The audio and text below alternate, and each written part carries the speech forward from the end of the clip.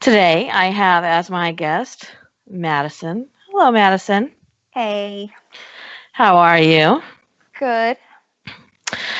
So, you and I both watched the Ted Bundy tapes on Netflix, Yes, we did. and we decided that we would do a podcast where we talk about what we thought about the tapes and Ted Bundy, and even we're gonna even roll out the death penalty conversation. Right? Yep, yep. Okay. So I'll explain that. I had started watching the Ted Bundy tapes, and how many were there in total? Total. Four? Six? There was five, I think. I guessed four, six. Okay, Uh, five. yeah, I think there was five. Okay, so I started watching the first one, and I, I just, I thought it was going to be more Ted Bundy talking. I guess, you know, Right. when it was kind of the investigator talking for the most of the first tape. Yeah, that kind of threw me off too because I was expecting there to be a lot more of the one-on-one like interview with Ted Bundy. Yes. But there wasn't a lot of that. There was more of just a lot of situations happening, and then he would talk, and then that would just be it. Yeah. They would just He kind of would, throw his yeah. clip in there. Yeah, where he would comment on, he had commented on the situation. On what it was talking about at the moment. It was never Yeah. so it wasn't necessarily what I had expected. It was more of like a documentary on him Yeah. than it was promoting him talking about his cases. Yeah, I think it was named incorrectly, but Yeah, I nobody agree. asked me. True. But so I started watching the first episode, and I was like, "Oh, this is what I was expecting," and I didn't really care for it, and so I stopped it. And then I tried again to watch it, and because people were talking about it, and I was like, "Okay, this is still not grabbing my attention." So I stopped it, and then I got a phone call from you. Yeah. Was this And after I finished it? you had finished it, Oh, okay. and you were crying. Oh my gosh. I know. Okay, so I don't know if I was just like extra emotional this day or what happened, Hmm. but I came home and I had only had maybe half an hour left of the last episode. And so Cody had come home that day and we were going to go to dinner and I can't remember what we were doing, but we had some time to kill. And I said, well, I'm going to watch the last of my Ted Bundy show. And he was like, okay, no big deal. So The Ted Bundy show. I know, doesn't that just sound awesome? Yeah, So, no. um, so I'm at the point in the last episode where it's talking about, him getting a new defense and them going through the channels of trying to get him diagnosed with whatever he needs to be diagnosed with. And they got to the point where they diagnosed him with manic, depressive, and bipolar. Manic depressive disorder, which I think, didn't that used to be the name for bipolar? I don't know. I'm I not a doctor. I just I play don't, one on yeah, I YouTube. don't. So anyway, so they were trying to, because he was within death penalty time, like he was going to be dying soon, and they were Hmm. trying to push back the death penalty for him to be diagnosed. And Hmm. it went all the way up to the Supreme Court and it got denied. Hmm. And it was showing the outside of the prison.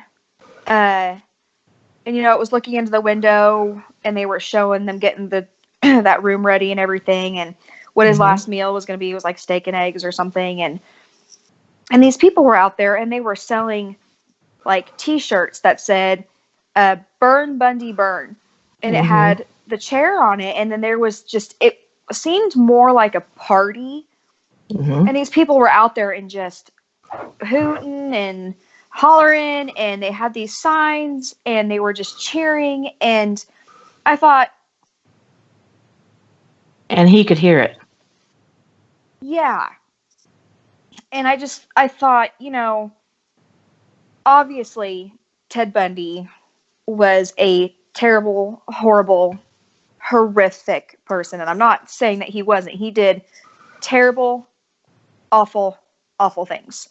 Mm-hmm. And they weren't just to grown women either, because when I had heard about Ted Bundy, I thought, oh, he preyed on women in their 20s. Mm-hmm. I was not aware that he had actually kidnapped and killed a 12-year-old. Well, it's actually thought that he, his first kill ever was an 8-year-old girl when he was 14. Oh, see? Okay. But he you learned wouldn't something new. admit to that. Yeah, I wasn't aware of that. I had no idea. So, I was surprised about the 12-year-old girl thing, too, because it seems so out of his what norm. out of what he had become his type. Right, because he liked the early 20s, very pretty brown hair. It all seemed like they all had it parted down the middle. I mean, they all eventually started to look like each other. Well, that's because the theory is that they all looked like this woman he had fallen in love with. Right. At the University of Washington. She broke his heart, and so he started killing these women who looked like her. Right. Instead of her. Yeah, because I remember... Which I think is a horrible weight to put on that woman's shoulders, by the way. Well, yeah. Imagine living with that. Everything that's ever said about Ted Bundy goes back around to, and this woman broke his heart, so he started killing women that looked like her. Can you imagine that weight? Well, you can't think about it that way. I mean, for God's sake. Well, no, but psychologically, that's what they, and that's why, they say people kill people who look like their mothers or... Oh, right. And in the documentary, he was talking, I can't remember her name. It was like Liz or something like that. But he was saying that when they broke up, because they kind of just grew apart. Yeah. And he said that he was angry towards her, and one thing that struck me, he said, is I wanted to get revenge on her. Mm-hmm. And I thought, well, there it is. That's why he's picking these women, because they look like what's her name, who broke up with Ted Bundy, and blah, blah, blah. So anyway, I'm watching the last 30 minutes of this documentary, and I'm sad, because I don't ever think the loss of a life should be celebrated in that manner. And it's, and it's got really graphic at the end, and it was telling, how they shaved the back of his leg and his head so they could get good connections, and they put the bag over him, and, the people who watched him get executed, and I started to cry, and so my husband was like, oh my God, what is wrong? And I told him, I was like, I don't sympathize with him. Because like I said, he was clearly a bad person.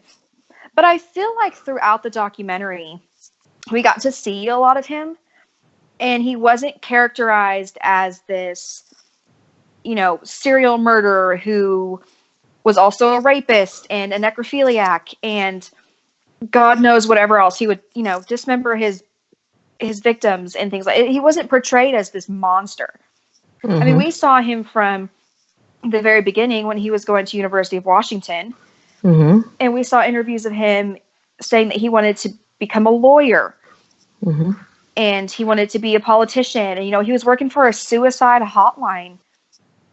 And he had already gone through medical school, I think.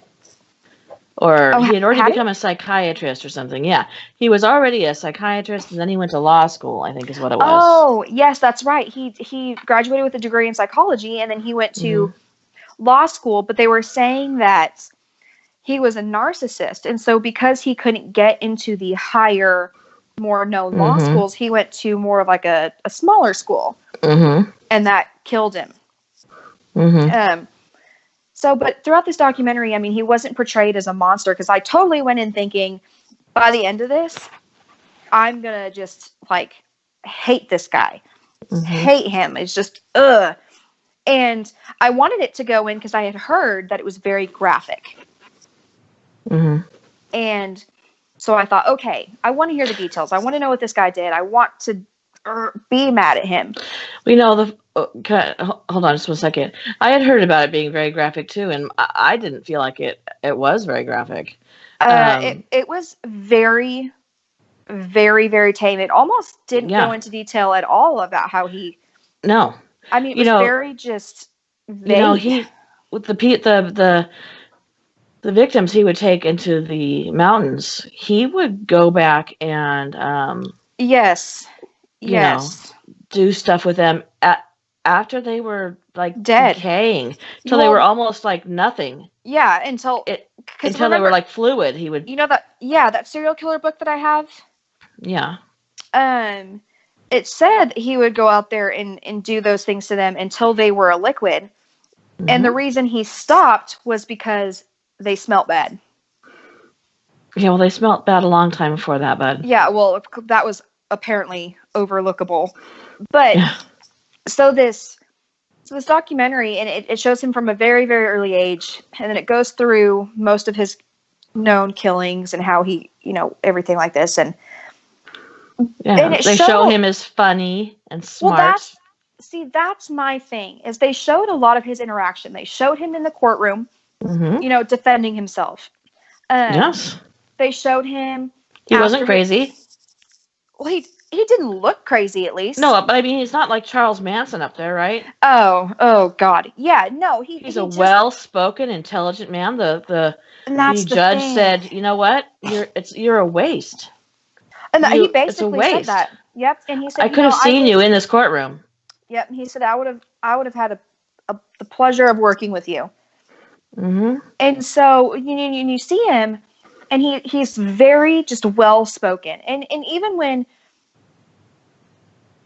they were showing him after his second escape, and he came in, and I just couldn't help but think, he is so handsome.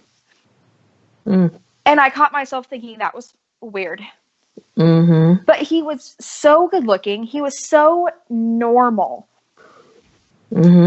Charming. And then, for a serial killer, he was normal. He was quiet. He kept to himself, but he didn't. But he was charming and outgoing, and because he was a narcissist, he wanted to be the center of attention. Well, and that's the thing. And, and so when I saw this documentary, I thought, where is this, like, horrible slasher killer documentary that I was wanting to watch? And how come I'm finding myself seeing him crying? Out of sympathy. Well, I don't want that to be misconstrued, because I don't want to say I feel sympathetic towards him, because I feel like he did have a clear sense of right and wrong. But I feel like something was wrong there. No normal person off the side of the road is going to go, hey, in my late 30s, I'm just going to start. Yeah, 27 years old, I think, actually. Oh, I'm sorry, late 20s. When he admitted to his first, that he said he committed his, like, first murder or something. Yeah, and I thought, he led a pretty normal life, but then you get to start listening to him talk, and it wasn't necessarily normal. But like I said, it just kind of portrayed him as this smart, charming, and I think, and a lot of people were mad about the documentary for doing that and portraying him as this. And I was going to say that too. Well, I don't know if I'm necessarily angry about it. No, because that's who he was. Not only was it who he was, but that is how he was able to attract victims. Well, that's exactly it. So why can't we portray him as the person he was?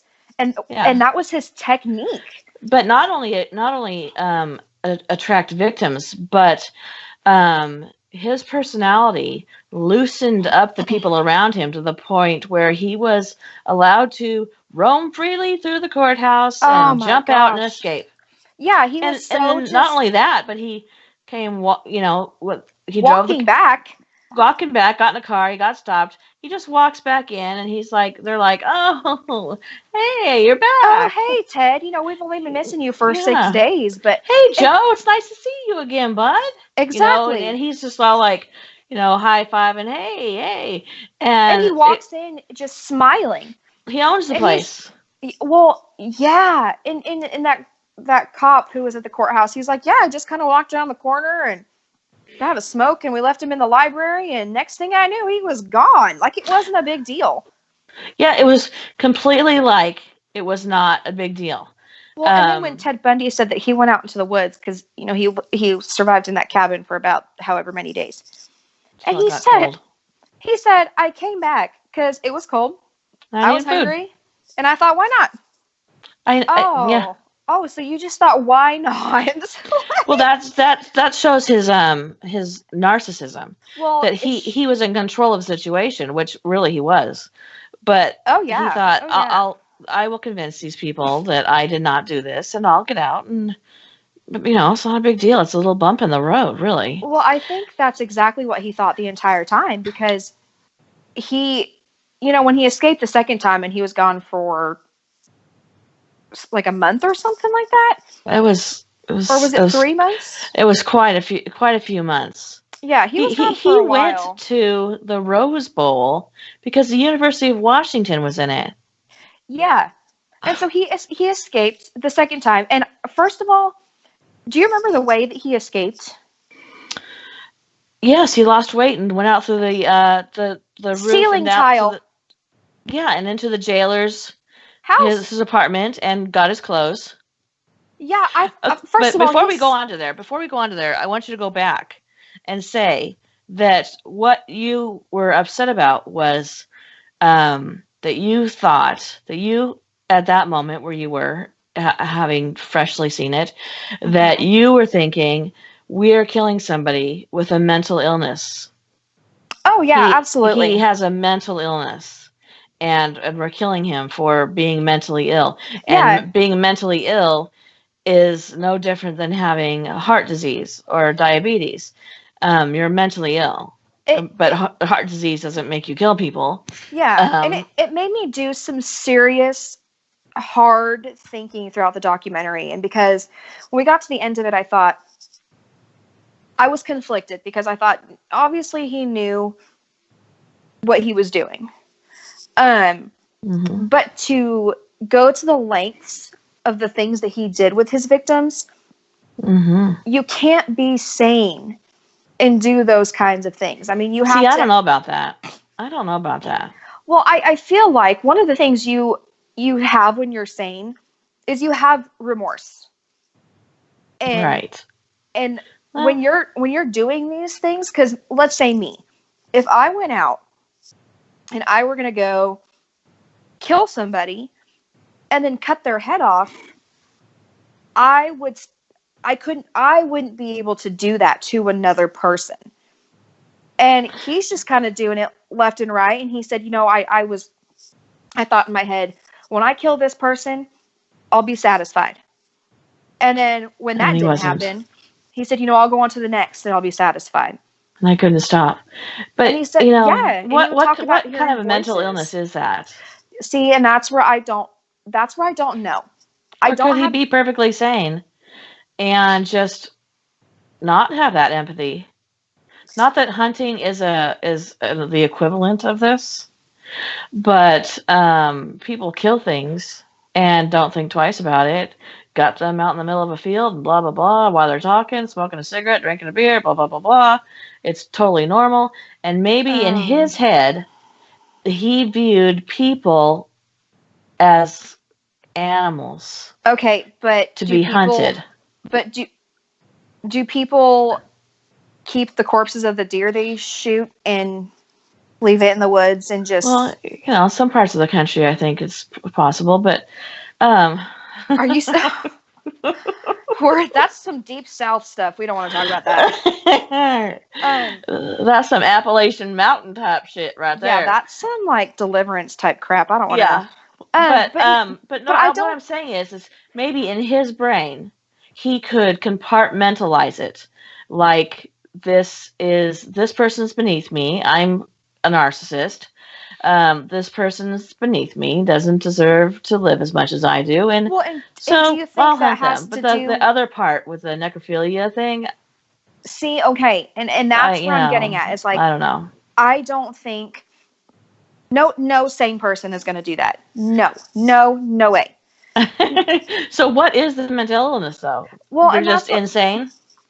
I don't know. And so when Cody and and Dad and I and Cody, when we were at the tournament for Josh, we were sitting at not Rosa's. Oh Lord, we were sitting at Chewy's, and we had to talk about it. Don't get started. Don't. Why do you have to bring that up? Oh, I'm sorry. What Chewy's? Yeah. Oh, I was home, so good, sick. Yeah, I know. I'm on my deathbed. You're going to my favorite restaurant. Whatever. I know. I'm having like the world's best Mexican food. Well, anyway, I just got out of the hospital a couple days before that. well, sorry, sucks to suck. Yeah. Anyway. So anyway, and we had a conversation about it, and I said, I don't have the answers. I don't know what he has, and I don't have a solution for it. I'm completely torn because I find myself having two different opinions on it. I, on one hand, completely see where people think he is a terrible, awful human being, waste of breath, absolutely monster. Absolutely should have been killed. I totally see that, and I agree with that. But then I also think, what was the underlying issue? And that's one of the things that's always fascinated me with serial killers is not the killing itself, but what makes a serial killer a serial killer. I was talking about this podcaster Rob a couple nights ago, and I said that's the part that fascinates me too. How do you cross that line, right, between a normal, quote unquote, normal human being into a space that most people will never cross over to, exactly, and not only cross over to it, but then justify it in your own brain and enjoy it and show no remorse. Yeah, and I'm always fascinated about like childhood traumas. You know, what happened to you in your childhood that caused you to be this way? Or why did you have a normal childhood? And why is your life this way? Well, Rob and I did a whole podcast on, is it nature versus nurture with serial killers? Because there are serial killers who had perfectly normal childhoods. Jeffrey Dahmer had a perfectly normal childhood. Yeah. It does happen. It's not always abuse. Yeah, I agree. But on the other hand, some people are severely abused and they don't grow up and become serial killers. They become social workers. So, well, you know everybody's brains react differently. So I believe that it is a nature and nurture thing. I think that you can be born completely crazy, and then I think that you can also kind of be molded and shaped that way. And I feel like the people who go through these types of upbringings and turn out to not be serial killers, I really think that happens to be luck. I think it's I don't think it's luck. I think it's a strength that the serial killer didn't have. That's a weakness. I think they had a weakness. They broke. I don't. Not. I'm not saying that. I'm not saying. Okay, hold on a second. I'm saying that there are people who are survivors, and then there are people who become serial killers to exact revenge, but not brave enough to do it on the person that hurt them. They don't have the balls for that. I see what you're saying. Okay. Yeah. They do it in place of that person, and that it feels like a weakness to me. You know what I'm saying? Yeah, and I also feel like it is an anger issue as well. I feel like though they don't know. Obviously. Was that Julie? No, that was Thunder. That was Thunder? Yeah. Oh. Sorry. Perfect. Anyway. Well, it sounded like growling. So, I also think obviously it's an anger issue, but it's not being able to have the self-control to contain that maybe. Mm-hmm. versus somebody who put themselves in therapy and has worked through it. And that's one of the points that, I brought up to Dad and Cody. I said, he could have gotten help. But I think... Yeah, he was a psychiatrist. Exactly. He went to college several years, was surrounded by other psychologists. Exactly. But he was such a narcissist that I think that played a fact in him not getting help, because why would he admit he has a problem? Mm-hmm. You know, and so I don't think he ever thought of himself as, well, I mean, he now did that say he brings up wouldn't stop. He did, and he said that he would hear voices that would tell him, kill this person and you'll be satisfied. Oh, well, that didn't happen. Okay, kill the next person and you'll have that sense of satisfaction. And so... I don't believe him. I don't believe that. Okay, so, okay. I mean, he did say it, but I feel like he was more in control than that. That I think at that point when he was talking about that, they were trying to get him off the death penalty. Well, yes, and he had already been evaluated in everything, and I really don't have like one cohesive feeling about it. Like, I didn't leave this documentary thinking, wow, I completely and 100% believe that he deserved the death penalty. Right. I left with so many different opinions, and like I said, I agree he should have gotten the death penalty. On the other hand, I think maybe not. And then I think you can hold both thoughts at the same time. I mean, yeah, I think so too, because I do. But and then I got to thinking, well, if he's, mentally insane, what are those factors? And if he's sane, these are the factors for him being sane. And he can't be mentally insane because, like I said, he knew the difference between right and wrong. He led a normal life. He wasn't the definition. The definition of insanity is not knowing right and wrong. Exactly. And he didn't fit this typical serial killer profile. So I can't say, you have this trauma, which led you to have this mental illness, or you weren't born with a mental illness. And so, like, he lived the first 20 some odd years of his life completely normal. Well, no, because they think he started killing when he was 14. Okay, sorry. He apparently, yes, knew how to come off like he was living a normal life, which to me made me feel like, okay, so you know what's right. Oh yeah. Oh yeah. And you've been to school for for psychology, and you're and you know you could have gotten help and you didn't. You had two paths here, and you chose to kill people instead of go get help. And so that's where I'm like, okay, you deserve the death penalty. And he wasn't a psychopath because he was capable of emotion. Was he? Was he? I mean, I think so. I mean, I think so. I think that... I think the only emotion that they really showed in there was anger from him. Right? But he didn't... What I'm saying is psychopaths have to mimic how they see other people act. And he didn't do that.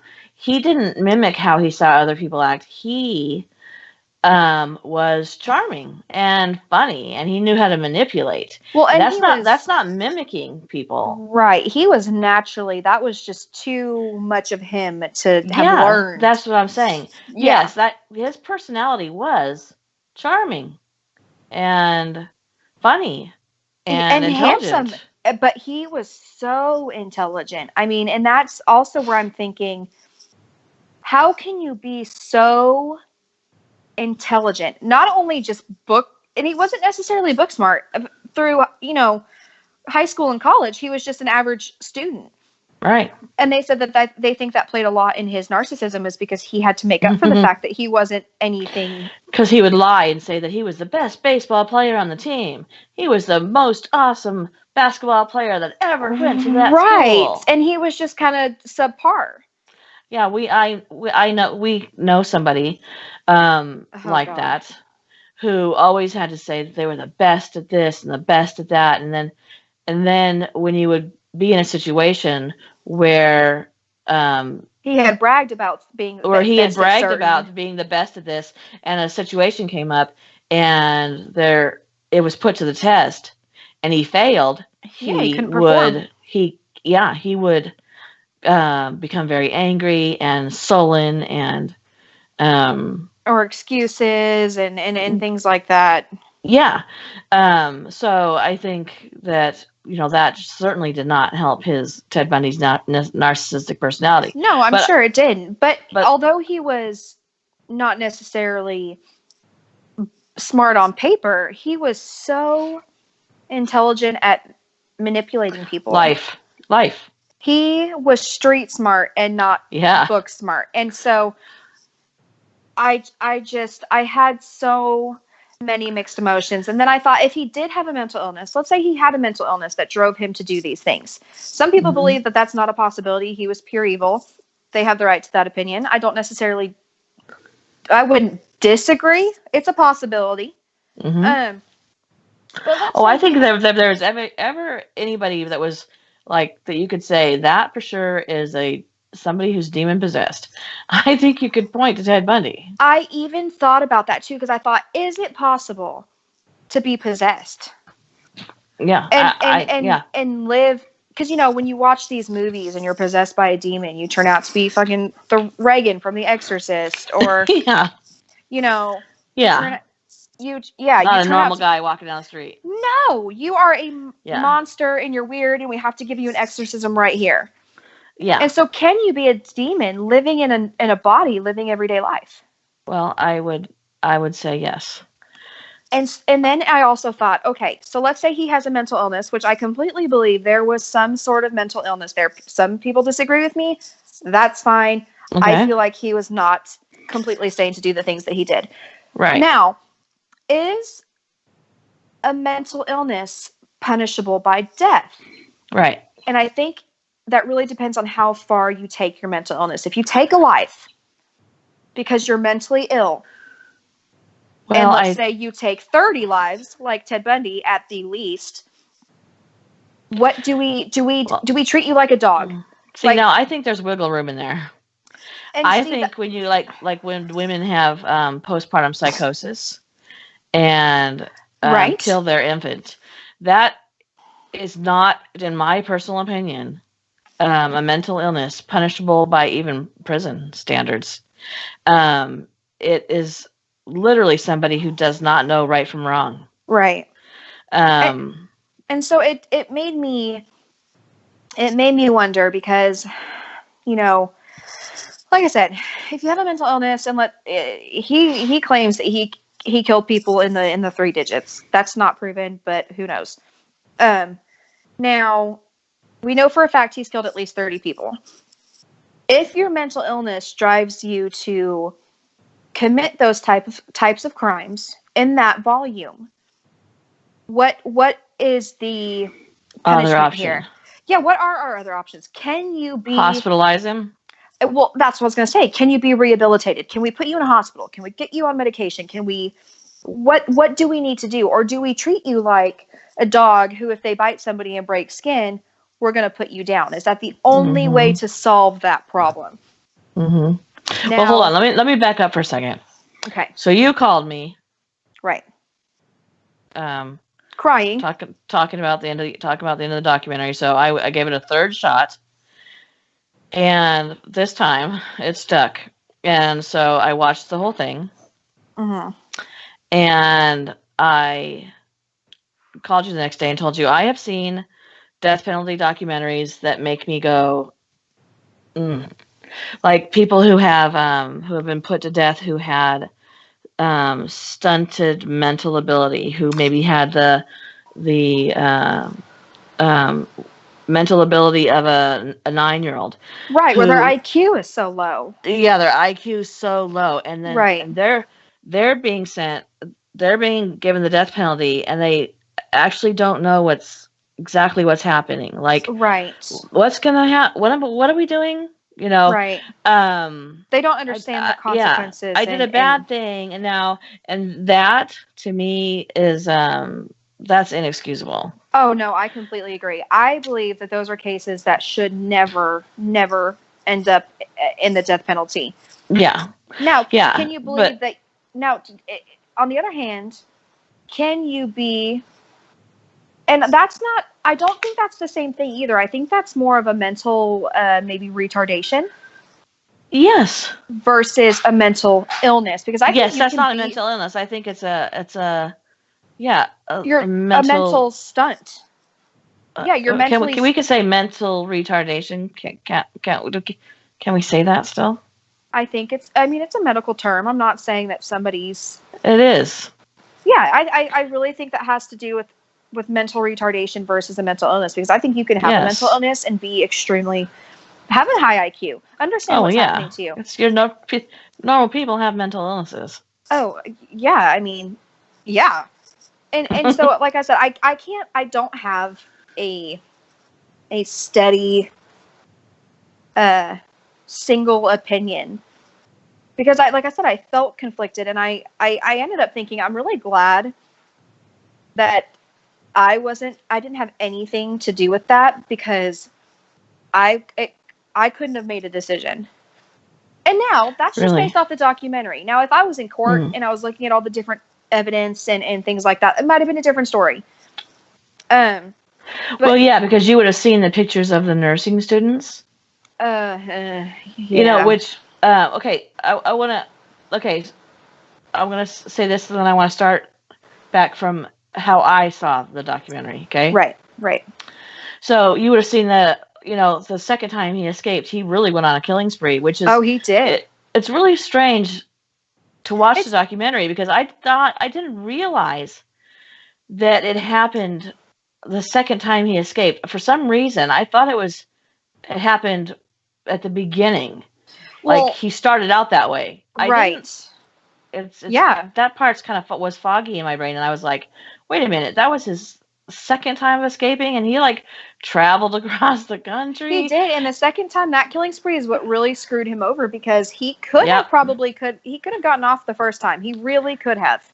Yeah, and maybe he should have stopped driving the same freaking car. Yeah, what an idiot, right? But he was smart, though, when he got caught. He looked completely different. Yeah, and he wouldn't give them his name. I know.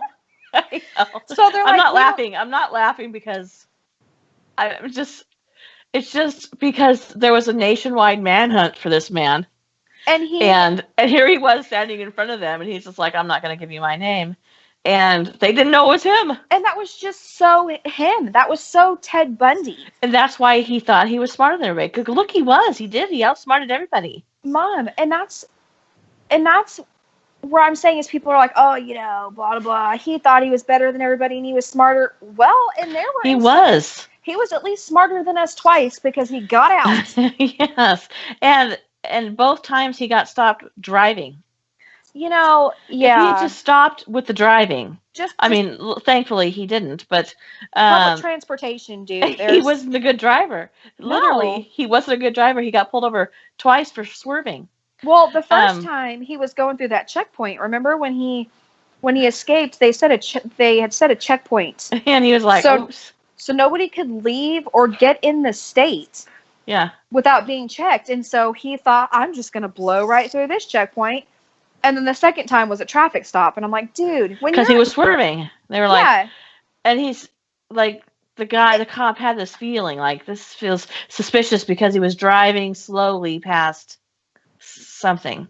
Yeah. And I thought, if you know the kind of target that you have, and there's like you said, a literal nationwide manhunt for you, why don't you, let's be a little bit more careful. Yeah. Well, see, that's when you go, did he want to be That's when caught? his narcissism no, that's, I think, when his narcissism kicked in. Oh, because he was too smart for them. You know, and he did change. I mean, in the matter of a few months, in the span of this documentary, he literally goes through 16 different looks. Yeah, I was kind of shocked because and he looked different. He really never looked like the same person. And it was crazy because I thought, how can you have... If I get a haircut, you're going to know it's me tomorrow. But this guy... Really, he would get glasses, grow a bowl cut and a mustache, and we're like, who is this guy? I know. You know, people are mad because, like you said, it like the way we're talking about him, and they're saying that it's like making Ted Bundy fans out of people. Which, first off, that's I think that's a ridiculous. stretch, but okay. That's ridiculous. And Yeah. for a lot of people, Ted Bundy is being introduced to them. Right. So I'm gonna which is gonna bring me around to what else I want to talk about. And because we see serial killers on every SUV, right. everywhere, Why and can't Law and Order's up the yin yang, we see these Exactly. serial killers and they're crazy eyed, and eventually, Right. first And they're he normal, wasn't. but then He they get wasn't. crazy eyed. Yeah, and he wasn't a cookie cutter serial killer. He wasn't Yeah. a typical. He wasn't Charles Manson. Right. He wasn't the guy who what's his name, that dressed up like a clown. And Jory's gonna kill me for this, because Jory always says, when I can't think of John Wayne Gacy, Jory always says, when you can't think of the name of something, I'm always yelling, it's blah blah blah. It's like, well, that does me no good. Or you have people like Ed Gein and things like and well, except for John Wayne Gacy, he also sort of kind of led a normal life. He was normal. John Wayne Gacy was actually successful. Another normal. Well, he had a very, very tragic childhood, but he was very successful. He owned his own business. But he's one of those where he had a traumatic childhood, and it kind of explains. Yes, where it happened there. But we have this idea of what serial killers look like. So this new generation of people being introduced to Ted Bundy are looking at this charming, funny. I mean, you said handsome. I don't think he's handsome, but charming, funny, I thought he was intelligent. Really See, a lot of people do. I don't, but some of his looks weren't that great, but his normal one, he was pretty handsome. I'm just saying. And we can introduce the idea that not all serial killers have to be creepy. I live in a sewer, I'm going to come and stalk you in the middle of the night type of people. Well, there's a show on Netflix, and I can't think of the name, and so probably Jory's yelling at me right now. Probably. But it's about how the FBI came up with their what's it called? The BIU. Sure. What's it called when they have oh God, Jeremy, if you know this, please help me. When they you call them in and they try and figure out what this serial killer is like, and they're like, well, he was probably beaten by his mother, and he was probably a bedwetter. When they come in and describe their traits and their, I see. Yeah, I know what you're talking about. I can't think of what that's called. Profilers, yes, Jeremy, thank you. So it's about the two FBI agents who started trying to profile serial killers. So they went and interviewed Ted Bundy. He did a lot of work for them. He's the one who said they tend to take a souvenir, or they'll leave things that have nothing to do with the scene at all, or the murder to throw you off. And he taught them all those things, and they tell you about that in the documentary. John Wayne Gacy they interviewed Charles Manson to say what makes you tick, so that they could profile other serial killers. So I personally think that is fascinating. But now let me tell you how I saw the documentary. Now, I grew up in Washington State, as anybody who listens to this podcast probably knows by now. And I always joked that Washington State is God, shook the United States, and every serial killer and rapist landed in Washington State, because we were very well known for it. We had the Green River Killer, we had Ted Bundy, and there was a very, very famous rapist case in the city I grew up in. And so Ted Bundy, I was very little when Ted Bundy began his killing spree. People don't realize that this spans from 1974 to 1998. I think he was put to death in 1998. Yes, I think you're right. So it was a very long time. It was literally me growing up. Yeah, I think it went on for from a small toddler child, to me having a child. Having a child, So it affected my life greatly because with the Ted Bundy and the fact that he kept escaping, it was there was constant Ted Bundy news on my TV in my house, constant Ted Bundy news. Then there was constant Green River Killer news. Then there was that, like I said, that famous rapist in my city. Several serial killers have been in Washington, and I remember growing up terrified that Ted Bundy would kill me. And then for some odd reason, my parents decided that it would be perfectly fine for me at 11 years old to read Helter Skelter, which was about, which was about Charles Manson. And I didn't even want to leave my house by this point. Right. Like, it was, the world to me was full of serial killers. Or stay in your house. Helter Skelter, they broke in. Thanks, Madison. Sorry. Yes, exactly. So, and I lived out in the country in the woods, and I'm like, oh my God, this is a perfect place. Nobody would hear me scream. That was going to be the title of my biography. So I grew up petrified that Ted Bundy would kill me. Right. Morbidly so, because it was so much of my childhood. Right. And he, went to trial, and he started off killing in Washington, so there, Well, he was, he went to WSU, and he started off his murders in Washington, and so it was a big deal in Washington. Everybody who had a Volkswagen Bug, the Volkswagen Bug scared the daylights out of me. And it's, as somebody who has anxiety, and I mean, thanks, Ted, probably started it off. I was obsessed with the fact. Yeah, I was obsessed with the fact that I could be killed by Ted Bundy at any time, because he killed that, even killed that 12-year-old, right, during the whole nurses murder thing. So, me watching that documentary, I watched it like a 9-year-old.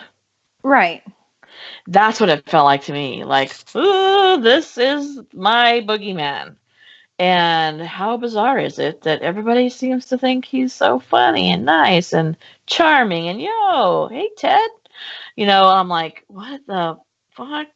Well, and maybe that was part of the reason so many people were so upset. And I can see why people were upset that he's, portrayed the way he was. But then again, I think they're glorifying him, but that was who he was. Right. I think if they had put more description in, I mean, really got to the dirty, gritty details of what he did to his victims, people would see it so much as glorifying him. But what it was about was Ted Bundy, not so much his victims. So they think it's glorifying him, but this was the person he was. It's why he escaped twice. It's why he could get victims. It's why people trusted him. It's why it explains to the rest of the world his narcissism. And well, but so when I was watching it and it came to the death penalty part, now I have to say this. Everybody knows that I watched that the death penalty of Wesley Allen Dodd. Wesley Allen Dodd. The person I watched it with and I, for some reason, sat on the floor about 2 feet from my TV. I don't know why. I mean, I was like living in my own home. I was an adult, and for some reason, I was sitting there like a child in front of the TV, and you could see them in the window. It was the exact same. You could see them in the window, and he had begged to be put to death, and said he had nothing but remorse, and was terrified that he was going to hell, and knew that he was going to hell. He was certain of it, because there could be no way that even if that he converted to Christianity, but he thought there's just no way. He thought he was possessed by a demon, and that he needed to be put down, or because he would continue doing this to children. I mean, this man was sick in every way imaginable. Um, and his victims were children. So, but because he was so remorseful and so fearful, which, people would say, well, good. He fucking deserved to be fearful. Right. He didn't care that his victims were fearful, right? Okay, right. We got that. You got that too. Totally understand that point of view. Totally, believe me, I do. Because if that had been my child, I would have killed him. Okay. Well, but if that had been my child, somebody would have had to call 911. Right, quickly. And that was one of the things that when they were explaining when Jeffrey Dahmer, oh my God, when Ted Bundy was going in to be electrocuted, that he looked scared. See, that's the part that I think normal people get a tug. Normal people can go, that's... To me, that was when I started crying, because I thought, obviously, he didn't care about his victims being scared. I totally get that. Yeah, but he did. It did show that he understood what was happening. Understood, yes. Yeah. So when Wesley and Dodd, they were people outside screaming and yelling and stuff like that, and it was a big party, and it makes me so sad. Yeah, I don't believe that. I think the taking of any life should be a solemn. I don't think you should be selling T-shirts and trinkets. I just don't understand. I don't understand that mentality. Or getting drunk and just making it a party. I understand that this person was terrible and did terrible things, but we should celebrate it, because not only did the victims lose their life, but so did somebody else. So did his family, his parents. Yeah, they lost a child. Yeah. So when his daughter, good Lord, lost her dad. Not that she'd probably ever want to know him, but every life lost affects somebody. That's right. It affects somebody. There were loved ones, right? People who loved and cared about him, right? But anyway, so after Wesley Allen Dodd, they came on the news and they said that at 12:02 he had. I cried, and I cried because I thought. It was such a huge thing that a life had been taken and there was no bump in the universe. There wasn't, nothing stopped. Life continued. And it was such a huge magnitude that we all sat around the TV like it was entertainment. And some people were there selling T-shirts. Right. While this guy who was petrified. Yeah. Who was clearly just didn't want to live, but didn't want to die either. Yeah, so that made me go, oh, I don't know about that death penalty thing. But then the next thing comes up and you go, yep. Well, death penalty. Yeah, and it really made me take a look on the death penalty. And you know what really also, you know how I just recently watched Abducted in Plain Sight? Mm-hmm. Okay, so B on that show?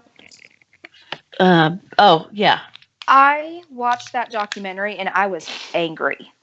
And the first thing I thought was, he should have gotten the death penalty.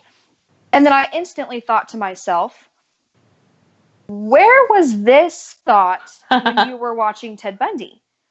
Right. Because I thought, what makes one mental illness punishable by death and not the other? If you're a child molester, I think it should be a no-brainer. And that's exactly how I felt. I felt like he should have gotten the death penalty. There's no coming back from that. No. That's something that's something you are. Well, that's not a mental illness, in my personal opinion. That's an attraction, a sickness, a sick attraction that you can't get rid of. And so, wipe it off the planet. Okay, so killing people isn't who you are? It's not something you can ever stop? Well, if it's because of a mental illness, if you're put on medication, do you stop? Well, it depends. I mean, I'm the one over here saying I was like, goodbye, Ted. Yeah, and yeah. But I got to thinking, like, why did I think this guy obviously he did need it, but why did I think he needed the death penalty and not Ted Bundy? Well, I probably, well, I don't know. I don't know. And maybe I agree that, and maybe that's it. Maybe I agree that being attracted to children isn't a mental illness.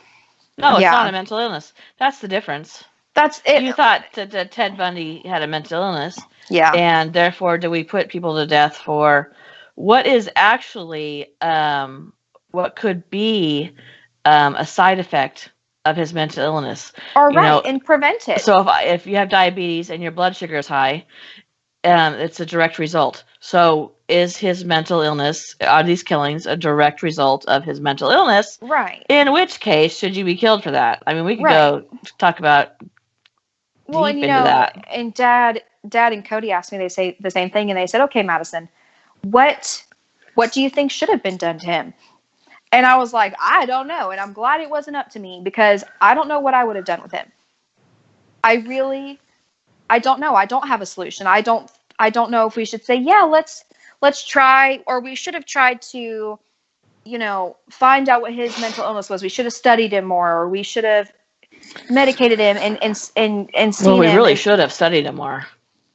Well, I mean his mental state, but I agree with studying him more. Yeah. Or, like I said, with a dog, we don't give a dog. If a dog bites you, screw it, put it down. That's the way. And is the way to fix things like that through rehabilitation? Do we put you in? We do that with wild animals. If a bear attacks somebody, we go out and kill that bear. When that person was hiking where the bear lives. Yeah, that's the bear. You were. Yes, that was on you. That was on you. Yeah. And so I don't know whether is death the only cure? Is that the only way we can stop things like that? Or should we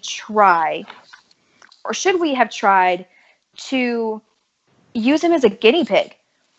Mm-hmm. Try different things on him. Make him... Seriously. Wait, I'm not sure this is sounding better.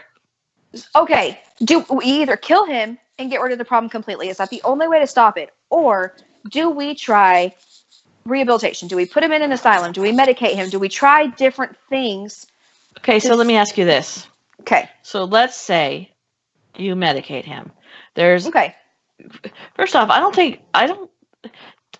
think Ted Bundy shows classic signs of any one particular mental illness other than, is narcissism a mental illness? Because you can't take medicine for it. I wouldn't. Or is it just your personality is a dick? Anyway, so that's a good question.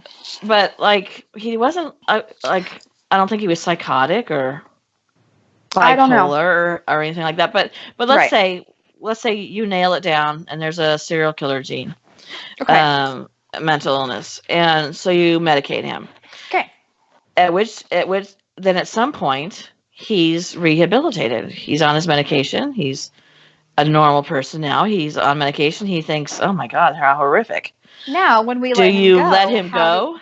How do we make sure he takes his medicine? Yeah, I completely agree with that, because once you let him go, he's free to take his medicine and live a normal life, or not take his medication and continue to kill. And then, if in that instance, then yes, the death penalty is the only cure for that. But because as we know, for many people who have mental illness, as soon as they start to feel better on their medication, they think they're healed. They stop taking their medication. I'm the perfect example of that with my Tourette's medication. Oh, I'm feeling fine. Let me get off of it. And look where that got me. Back on my medication.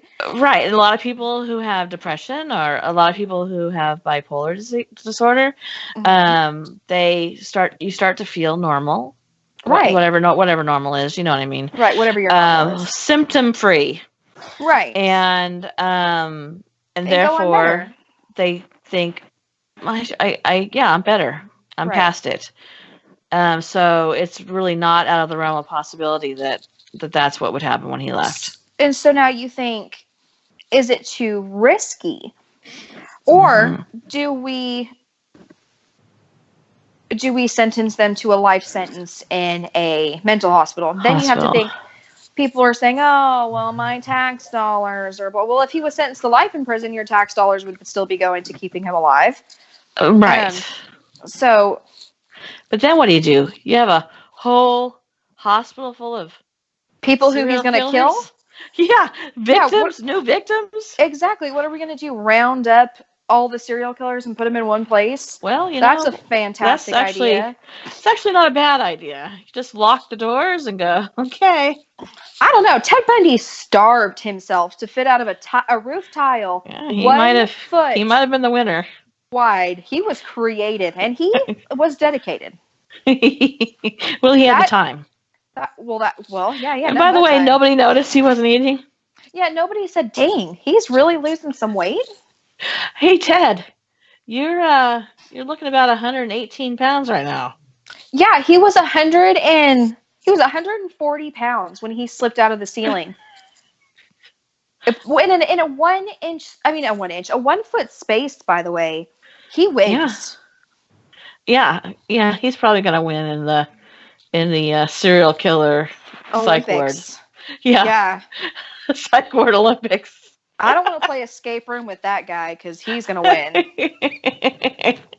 I don't want to be in a room with that guy, but. Well, no, but my God, and so that's kind of, I don't know. My conclusion is, I don't know.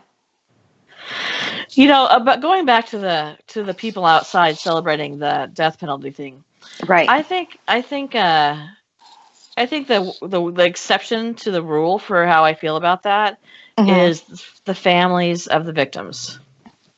Oh no, completely. Let the families of the victims go out there and act like that. Yeah. Totally. I really could be like, totally.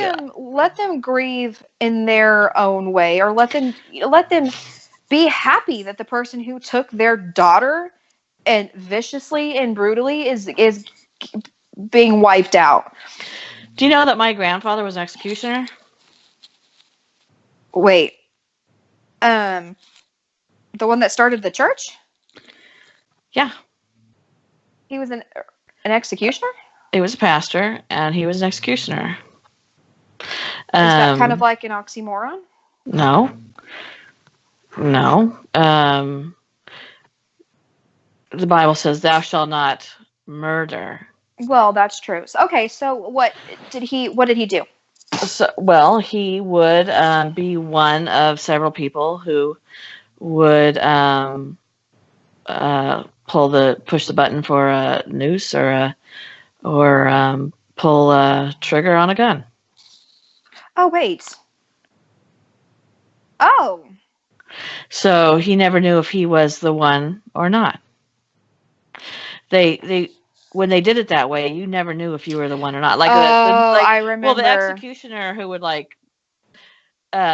they would have only one person, do the noose thing, but there was a time when there would be more than one person pulling a lever, and nobody knew whose lever it was, or one person who had a bullet in their gun, and they didn't know, and nobody knew who it was. I don't know how. I'm thinking that kickback on when you're that shoulder kickback, that's a pretty good clue. Well, I don't know how I feel about that, because I would, just because, let's say it wasn't your bullet, doesn't mean you weren't standing there in the execution line. Oh no, I don't. I feel like that's kind of pointless. They did it so that they could. Well, I agree, because you were ready to do it. The thing is, you were ready. That's the thing, is you were willing to end this person's life, and just because it wasn't your bullet, you're what? Phew! Thank God that wasn't me. Yeah, but the thing is that they, the thing is, until it happens to you, though, you can think, oh, I'm ready for this. I got this. I can handle this. But you really never know. Right. And after it's done, that could tear you apart. So, for the sake of that, they just didn't tell. Well, and also having that chance of maybe it wasn't me. Yeah, that's how they had an out. Maybe it wasn't them. Yeah. That's kind of interesting. I don't. he also went to be the pastor to people who were On death row. Yeah. Okay, that's pretty cool. That's pretty cool. They wanted many times it was requested that a pastor would be one of the people. Now, death row inmates. Can anybody just come and request to see these people? How does that work? I think so. Well, I think they have to put you on a list, and it has to get, Huntsville, is where all death row inmates in Texas go. Right. It's where they do the death penalty. We drove by it. It's when we went to Houston, Cody and I drove driving by Houston. Yeah. Right.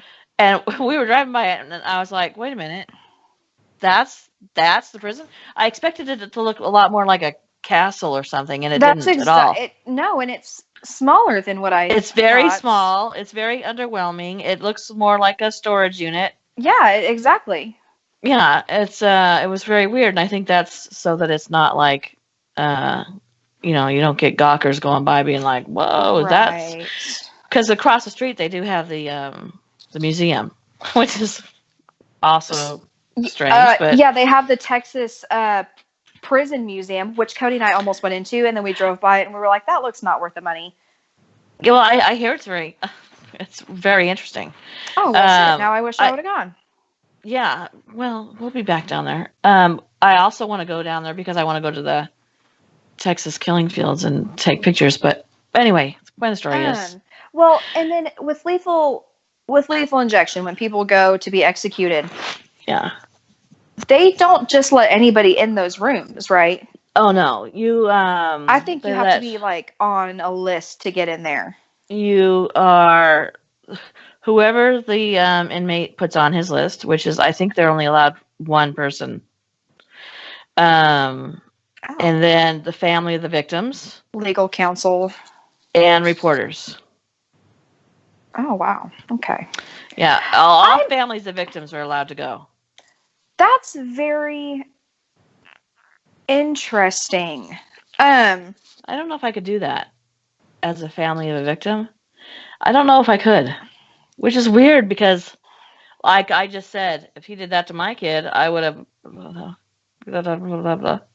Right. But if I was sitting there, and do you feel like, yeah, good. Now I feel better.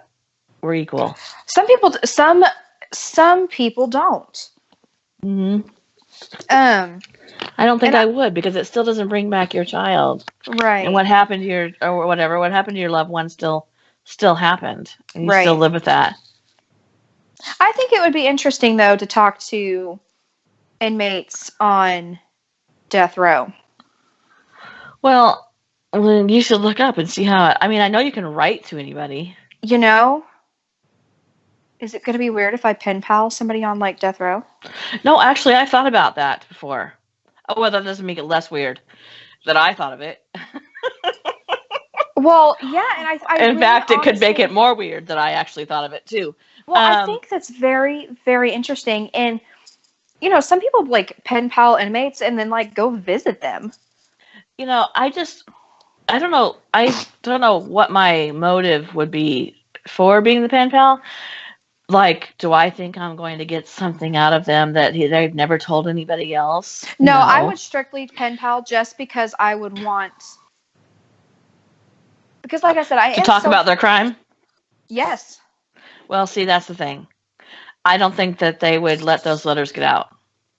Because them talking about their crime helps them relive their crime, which gives them pleasure in several different ways. And I don't think. Okay, so let's not say talk about the crime. Let's say just talk about upbringings. Like I said, what makes a murderer a murderer? What was your childhood like? What sets you off? Maybe those things. Was there a turning point? Can you pinpoint something? Right. What was the defining moment in your life that you said, okay, I'm going to kill people? Where was that line in the sand? Right. And so not maybe if they weren't allowed to. Why don't you make a documentary? Geez, those cost money. People make documentaries. I watched a documentary on Amazon that was literally filmed with an iPhone. Yeah, I have no sort of techie nature. I could find somebody who could edit and do audio and things like that. I mean, I could find somebody.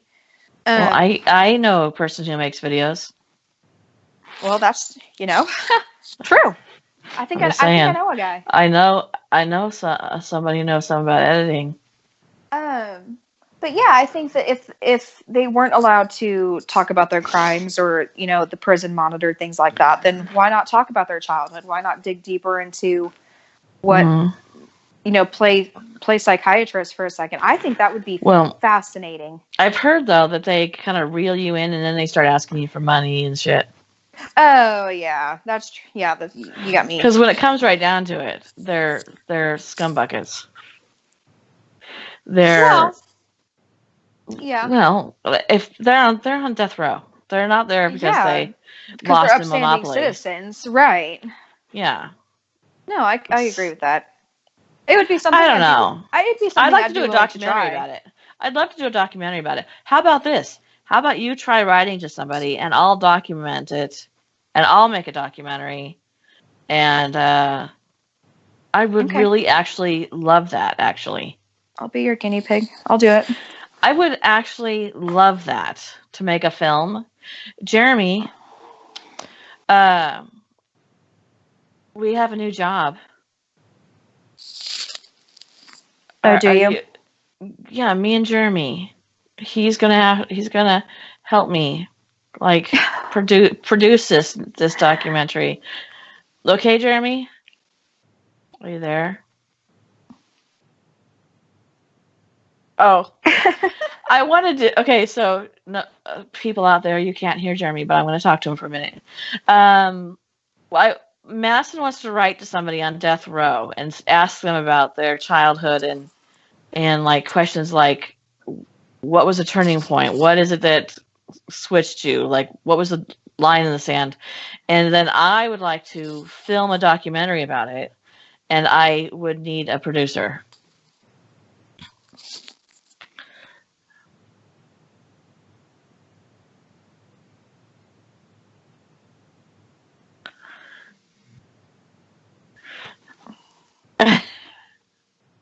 Yeah, well, that would be okay. So they can't hear what you just said.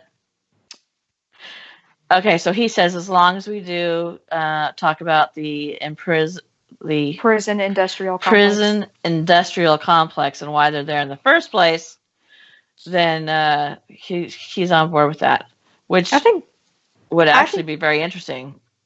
I think that'd be really cool. I think that would actually fall in line with it, because it would go back to why are they there, as opposed to being treated in a hospital and being rehabilitated, blah, blah, blah, blah, blah. Well, you can stick a birth control thing in your arm and have it work for 5 years. Can you not do that to somebody who's got? And how are we going to prevent that person from ripping it out? You put it in their liver.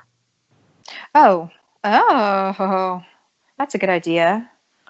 Yeah, you put it somewhere internally. Yeah, like I don't want to send them out of prison and then be like, like go find a knife the nearest Walmart. Right. It would have to be internally. Well, that's interesting. Well, I'm going to look into the inmates in Huntsville.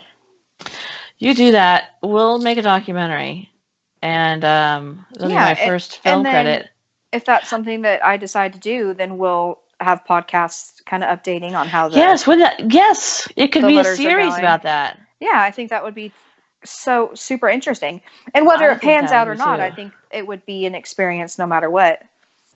Yeah, okay. An experience on, hey, don't write death row inmates, or hey, write death row inmates, and this is what this is what you'll learn.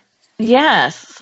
That's very interesting. So, if you guys would be interested in that, leave a thumbs up down there, And go ahead and leave a comment too.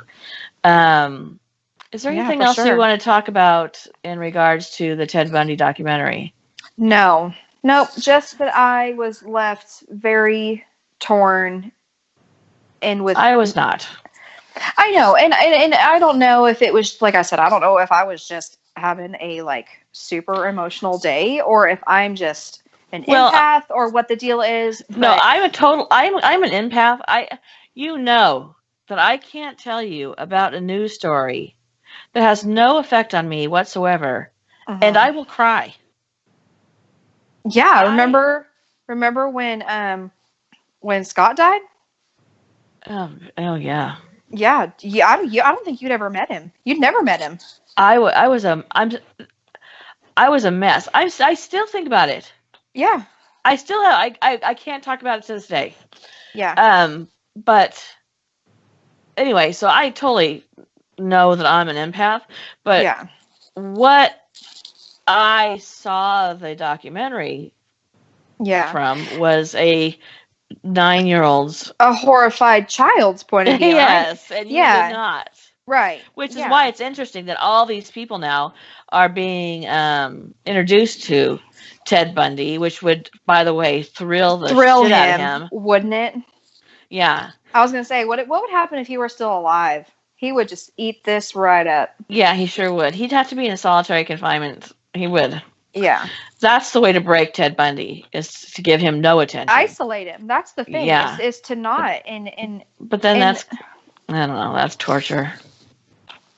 Well, like I said, I mean, if I ever go to prison, I'm going to do something that gets me in solitary confinement. I'm not going to lie, because I'm not built for prison. And neither am I. I'm going to go to solitary confinement, and I'll be fine.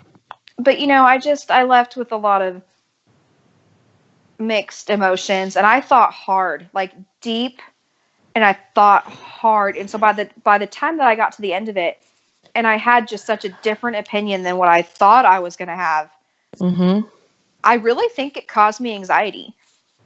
Because I couldn't stop thinking about it. I'd go to bed at night, and I'd think, okay, so how would I feel if I were the families? Right. Or, what... Right. Just everything. What would I do if I were Ted Bundy? Like, I couldn't turn my brain off. So when it got to the end, and they said he was scared to die, and I was just a friggin' pile of jello just blubbering on my couch, I was like, what the hell? Well, I think that's good, though. I think that's how you know it's a good documentary. Well, and I think it's how you know you're a good person. That you can check yourself and be... And I think if this is what I think is a good documentary. If I go into a documentary feeling completely 100% this way about a subject that's black and white to me, and come out and go, it's kind of gray, that's a good documentary to me. Exactly how I felt. I went in just based off of what I had read, thinking, okay, first of all, I was kind of misled on what the documentary was going to be about anyway, because I thought... kind of feel ripped off about that. Yeah. And I thought we were going to go in and listen to Ted Bundy talk about his crimes and get into gory detail. And I was like, I'm going to hate him. And then I was like, well, first of all, I feel like this is more of a documentary on just the people who caught him. Yeah. The people who caught him and him as a person, not him and his crimes. No, it was. And yes, that's what I said. It was about Ted Bundy. It wasn't about his victims or his crimes. Yeah, and I feel like maybe if it were about... I can be 100% positive that if it were about his victims and his crimes, I would have stopped that documentary. I would have finished it and been like, I really, really hate this guy, and he absolutely deserved to die. If you had seen a documentary from the point of view of the nurses who survived the attack, and what they lived through, and what they saw, and the parents of his victims, and the parents of the 12-year-old girl, and I don't... And seen it from that point of view, then... Right. And also, one more thing I want to say about Ted Bundy's narcissism is that Ted Bundy was cremated, and he had his ashes spread across the mountains in Washington, I believe, right? Rocky Mountains? Not Rocky Mountains. Not the Rocky Mountains. I don't know where that came from. Or was it the mountains in Colorado that I think it was Washington? I can't remember. I'm almost positive it was Washington. Okay, and he said that it was because it was the most beautiful spot on earth to him. Oh, But the police no. say it's because he has possibly hundreds of victims out there. Yeah, it's because the mountains are where he buried all of his victims. It wasn't because it was peaceful. It was because he would be. He would thought be with he'd his be like victims. outsmarting them one more time. Yeah, that was kind of gross. That was pretty gross. Yeah, that part and right there know, made me go back. It really made me be like, see that son of a bitch?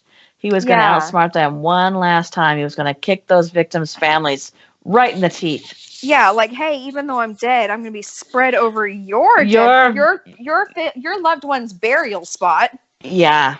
And I just, it was gross. And he said something in the documentary at one point, because they said to him, Ted, they were interviewing him. Well, why did you do this? Why did you do this?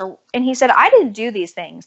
But when you find the person who did, the body count's going to be in the triple digits. Yes. And I was like, oh my God. Oh my God. At that point, had he already killed over 100 people? Yeah, because he was in. Yeah, he was right. That was right before he was put to death. I just was like, oh my. We only found 30. Yeah.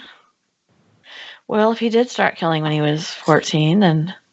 Well, then that would have totally made sense. Like, didn't the kids in his neighborhood go? Like, nobody was like, hey, the kid down the street. Where are the kids in the neighborhoods going? Right. Who was he killing at 14? Yeah. That's really weird. Yeah. Or I know what I thought was really also narcissistic about him? When they were, when he was picking up those people at the lake, those women at the lake, saying his car was broken down or he needed to hit the boat on the ramp or whatever. Oh my God, do I know that? Of course I know that. No, I mean, like, do you remember that part? My summers petrified of being at the lake. Yeah, yes. I mean, but yeah, that I remember. specific part. And he would introduce himself as Ted. I know. He gave them his real name. Which was a fuck up, by the way, because one of them survived and said his name was Ted. Yeah, and there was witnesses. He walked up to a group of people and said, hey, I need help getting this onto I need help, like, loading my boat up or something. And the girl walked away, and the people were like, yeah, he said his name was Ted. Ted, who drives a Volkswagen. He took his own car. A bug. Not even, like... Yeah, a Volkswagen bug, Yeah, like, those don't stick out. I'm just like, oh my God, dude, you are ballsy. Yeah, it's his narcissism. Oh, good Lord. I know, he just... I want to know. I want somebody to tell me, is being a narcissist a mental illness, or is it just a farked up personality trait? Like, no, I think it's shy. I don't think... Is it like being shy? I think so. I don't think being a narcissist is a mental illness. Well, maybe. It may be. I don't know. I don't know. You can't medicate for it. Well, I think, honestly, being a narcissist is, one, you have to be a compulsive liar. Oh, yes. Absolutely. And he was. Oh, absolutely. And I think you have to maybe be a little bit delusional. Because when you're a narcissist, you lie so often that you start to believe it. And it's got this, like, skewed version of reality. Maybe. And so maybe, I don't know. I don't know if that's a mental illness or not. It may be. I don't know. I feel like maybe it's just overcompensating for a very low self-esteem. I think narcissists actually have an incredibly low self-esteem. And they somehow manage to turn it around. Yeah, that's why they call it little man syndrome. I mean, it's really stemming from a point where you have a rock bottom self-esteem. Well, that person that we know that is a narcissist had a brother who was good at everything. Was popular in school, was smart, was way better looking. Oh yeah. He ends up turning out to be a total dick, but Yeah. Was the sports star in every sport he played.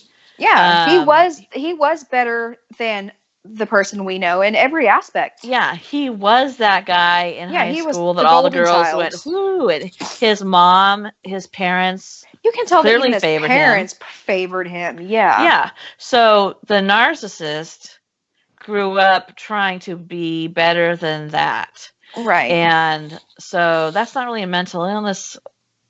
I mean, it just turned him into just a.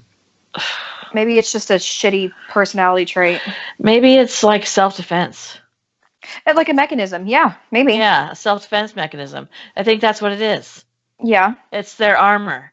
I am better at this and that, and I'm smarter, and blah, I'm richer, and I'm blah, blah, blah, blah, and you're really not. And you go home and you get in bed and you don't smoke a cigarette for 2 days. Oh, yeah. When you come out once to smoke a cigarette in like a 48-hour period. Yeah.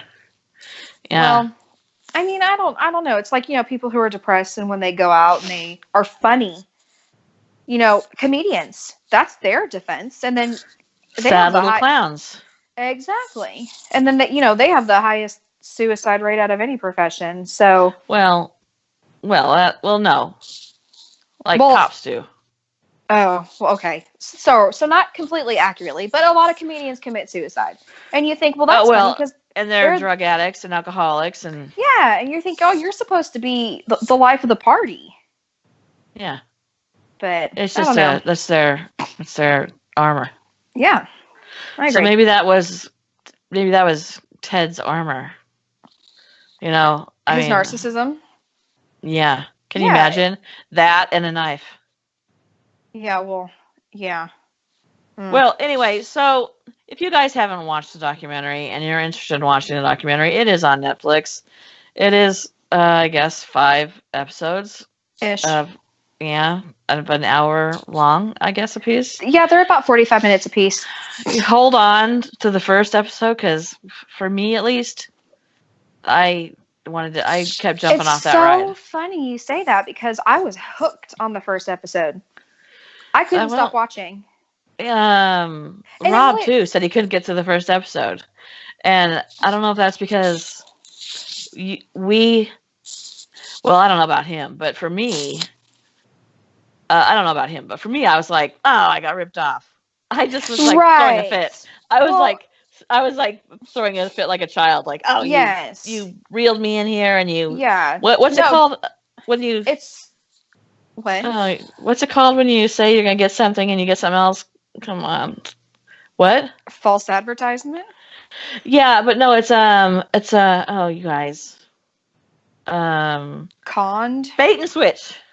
Oh, like that's what I felt like. I felt like I had a bait and switch. Like, these are not Ted Bundy tapes. Yeah, I think it was very misleading. So anybody who's going to watch it and you think that it's going to be a lot of Ted Bundy talking and it's going to be interviews and he's just going to give out the gory details, and it is not. Yeah, and you're going to see the inside of what made Ted Bundy tick. You're not. No, it was nothing like that. He literally, well, I don't want to give it away, but he doesn't, when he talks about his crimes, he talks about it in the third person. Another narcissistic thing that he did was to try and give himself more time to not do the death penalty. That's when he finally said, I'll admit to these killings and tell you where they are, just to buy himself more time. And they were like, thank you, goodbye. Yeah, thanks and no thanks. Which I think was completely the way to handle Ted Bundy. Yeah, no, I completely agree. And when he was talking in his tapes, he would say things without admitting them. He'd say, okay, well, maybe this person had this go on in their life, and that's what led them to do this. He would talk in the third person, like he wasn't talking about himself. Or maybe a person felt anger. Yeah, or or like you said, like when you find out who did it, the number will be in the 3 digits. He would say, maybe this person was, addicted to pornography, and that's why they did this. And I'm not saying that all serial killers are addicted to pornography. No, but he did though. That's something I talk about regularly. Oh, that's what he said. He said not everybody who's addicted to porn is a serial killer, but all serial killers that I've met were addicted to porn. I know, and I have said several times in documentaries and stuff, how many serial killers did Ted Bundy meet? Apparently, quite a few. Do they have a community? Is there like can you get a membership? Do you have to pay dues?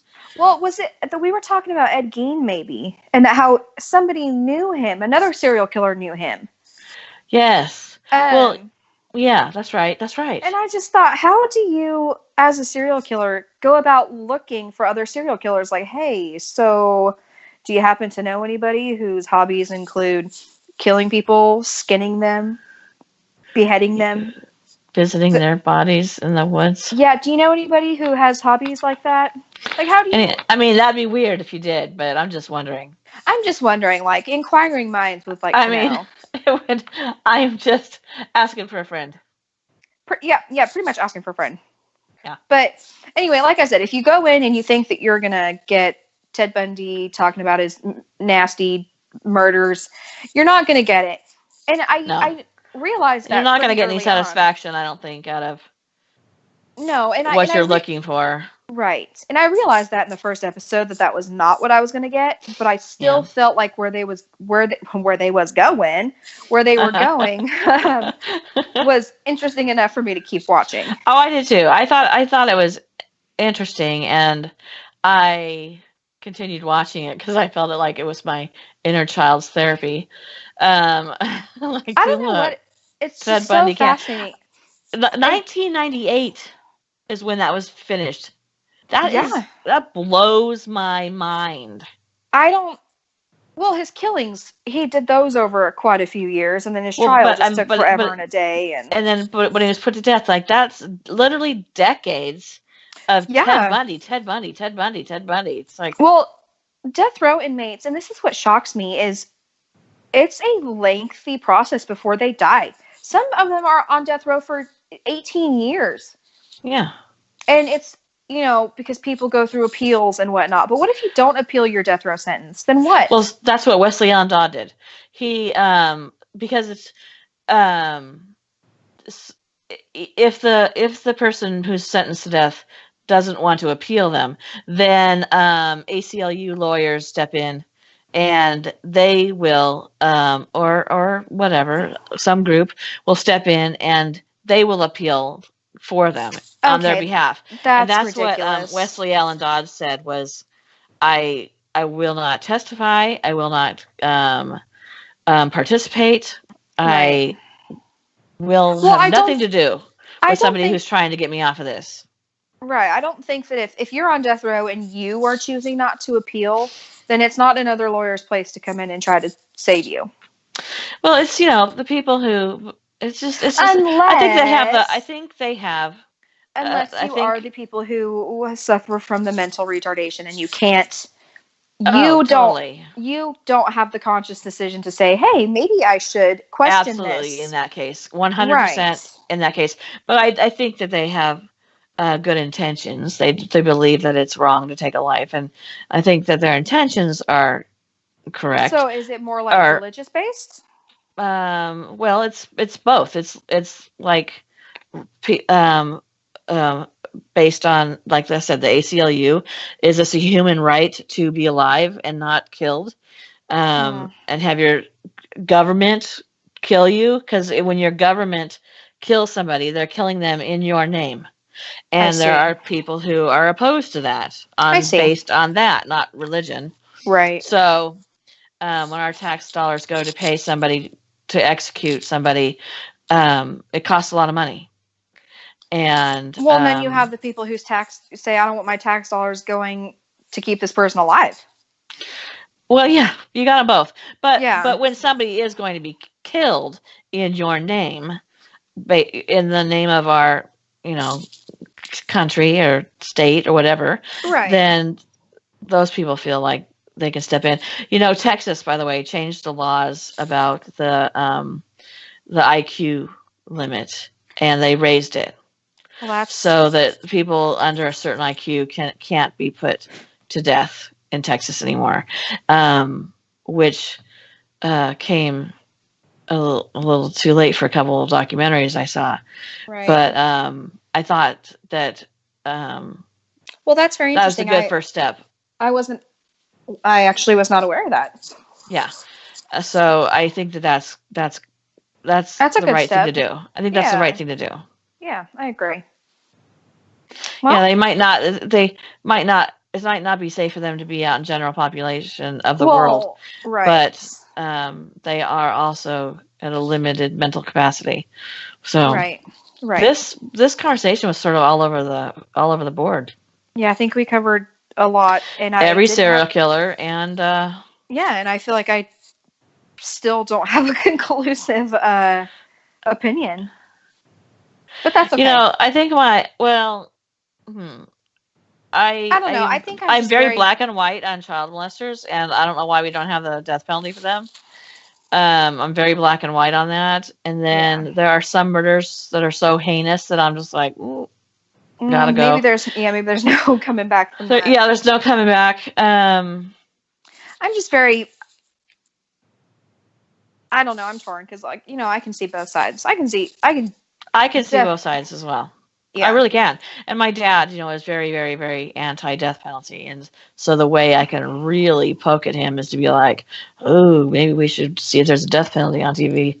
Is there an execution today? No, I even thought about in this documentary whether it was going to make me anti-death penalty. And I got to thinking, and quickly I snapped out of that because I was like, oh, no. There's still some people who need to be gone. Yeah, I think that's why we have juries, because it can't be left up to one person. We can't just be having mobs out killing people.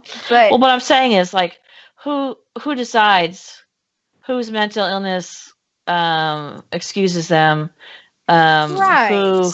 Who didn't kill quite badly enough? Right. You stabbed her 12 times, not 13, and that's where we draw the line. And that's the thing is, so you think, okay, so let's say you have somebody who is involved in a bombing. Okay, let's say you have a terrorist. Okay. And a terrorist goes to Las Vegas and shoots up a concert. Mm-hmm. Obviously, they're mentally ill. See, I don't say obviously they're mentally ill. Okay, I'm sorry. For me, I would think this person's got issues. But if they're not, you have people who aren't mentally ill and kill people every day. This is where I'm trying to go. Yeah, they're angry. You have people who involved in gang violence, just random killings, robberies that go bad. Yep. I believe that those deserve, if you kill innocent people and just a crime that you committed, knowing willingly, you don't have any sort of mental illness going on, I believe you deserve the death penalty.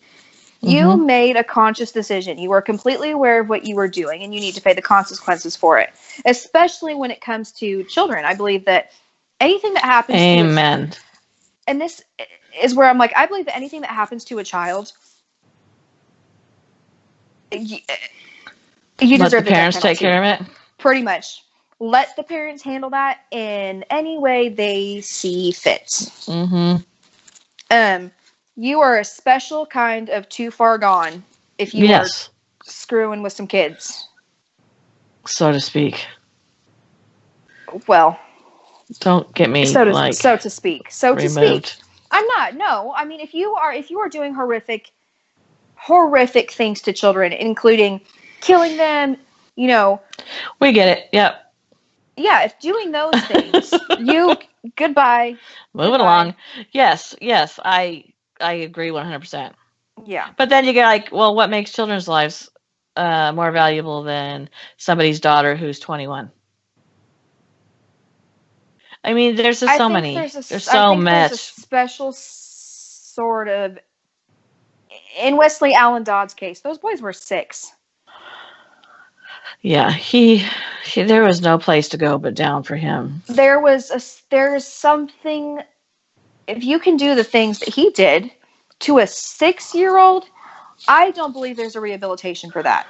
Oh no. But now then I think, why not an adult? See, that's what I'm saying. Why aren't they the same kind of sick if you do it I to an adult? So I don't see. I don't I know. don't know. I don't know.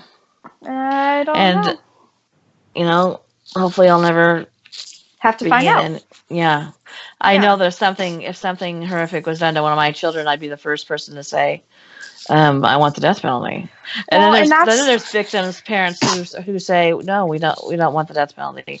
And I just think, oh my God, you are so much stronger and better than me. yeah. Those people are better people than I would be, because if something were to Yeah. happen to my kids, hmm I mean, I'm all about picking up a pitchfork and a and a lit stick, torch yeah. and gathering the neighborhood together. Oh no, I Um, totally agree, because I think, if something were to happen to my kids, they better hope the police get there before I do. I know. So I that's how we got to think about. That's how those parents felt about their child Yeah, too. and I can't take away how somebody feels about losing their child, especially in a situation like that. I can't take those feelings away from you. You are justified in no matter what feeling you have. Yeah, and think about this: because they were the victim of Ted Bundy, their names aren't really known. They're the victim of Ted Bundy, Yeah, and and and and Ted that's Bundy's famous. and Ted Bundy's famous, and your Yeah, child is not. and they're dead. I mean, it's Yeah, just like I my child had to die for you to be known. yeah. Yeah. I don't know. So, I think we could talk about this all day. yeah. Yeah. It's All there's right. just all right. Well, I'm going to say this. If you guys have never been to my channel before and you are not subscribed, go ahead and hit that subscribe button. If you liked this video, or I don't know if that's the right word, found it interesting, informative, it causes you to want to have a conversation, go ahead and click that thumbs up button. And if you would like to be notified when I have content that goes live, go ahead and click that bell. It's a necessity. And maybe if you guys would do that thumbs up and leave a comment, we can talk about doing a series with Madison about this pen pal thing. And see if you guys would be interested in that, because I think that would be interesting. And Rob and I both have groups on Facebook. His is called Paranormal and Supernatural World. Mine is called Exit Light. And if you are interested in supporting my channel through Patreon, there will be a link below. Thank you to Jeremy for being my producer tonight. And thank you to Madison for being my guest. Do you like doing these, Madison? I do. I enjoy I'm them. glad. You're a natural at it. Thank you. I appreciate it. And I guess we'll say good night. All right. Good night. I'll talk to you later. All right. All right.